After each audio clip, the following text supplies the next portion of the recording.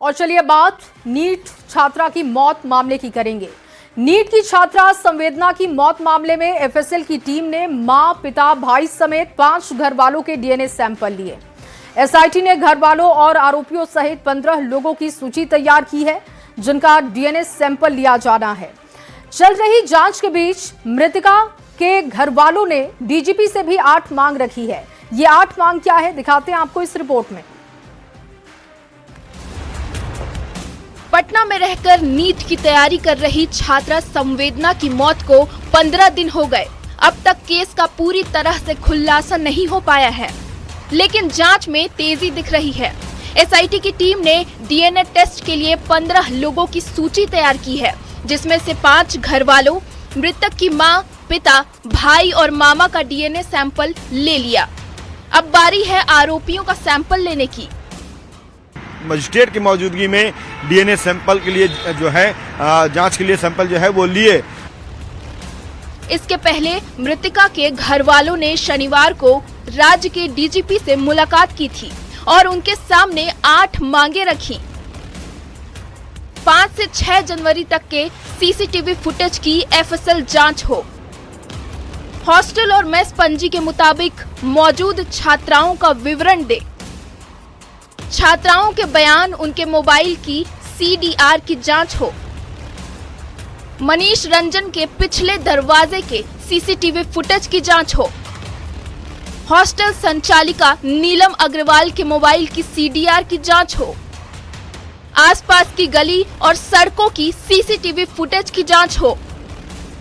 Doctor Sahajanand Prasad Singh, doctor Satish Kumar और doctor Jaya के mobile की सीडीआर की जांच हो। चित्रगुप्त नगर थाना की एसएचओ रोशनी कुमारी की भूमिका की जांच हो। रविवार को खुद डिप्टी सीएम सम्राट चौधरी ने डीजीपी सहित पुलिस के बड़े अधिकारियों के साथ केस की समीक्षा की। सत्ता पक्ष के नेताओं का कहना है कि किसी भी दोषी को छोड़ा नहीं जाएगा।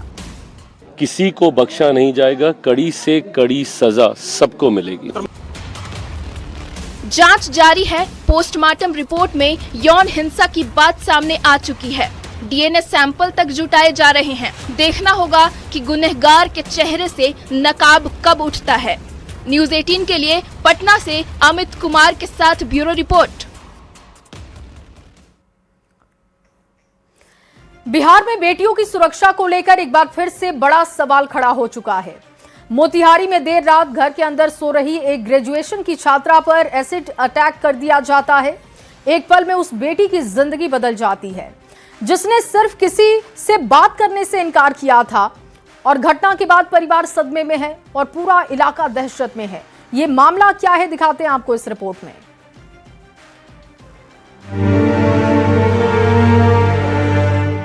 मोतिहारी के पताही थाना क्षेत्र से आई ये तस्वीरें सिर्फ एक वारदात नहीं, बल्कि एक बेटी के टूटे सपनों की कहानी कहती हैं। रात का वक्त, घर के अंदर मां के साथ चैन की नींद सो रही ग्रेजुएशन की छात्रा अचानक कोई दरवाजा खोलकर अंदर आता है, लाइट बंद करता है और पलक झपकते ही युवती के चेहरे पर तेजाब फेंक देता है। तेज जलन, असहनीय दर्द और एक बेटी की चीख सुनकर मां की आंख खुलती है, लेकिन तब तक हमलावर अंधेरे का फायदा उठाकर फरार हो चुका था।